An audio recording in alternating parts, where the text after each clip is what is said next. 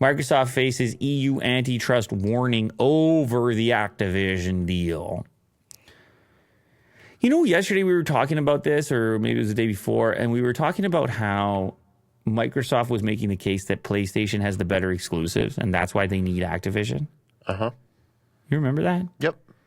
Is it really the same, though?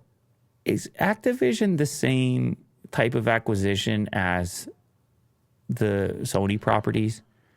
Or does it seem bigger and more powerful? It does, right? It does, yeah.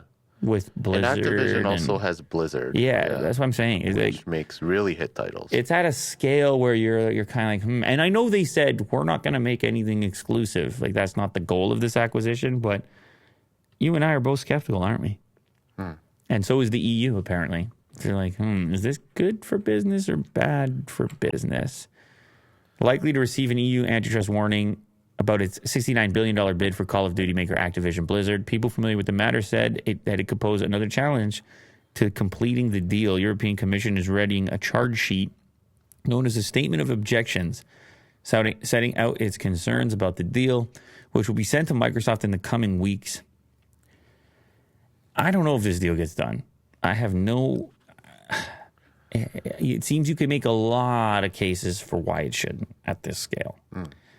But Microsoft will continue to make the case as to why it's better and how it's going to, how it's a dream deal for consumers. That all the integration, and PlayStation, and all the integration and enhanced competition between the consoles and cross-play plans and whatever else they might say, but.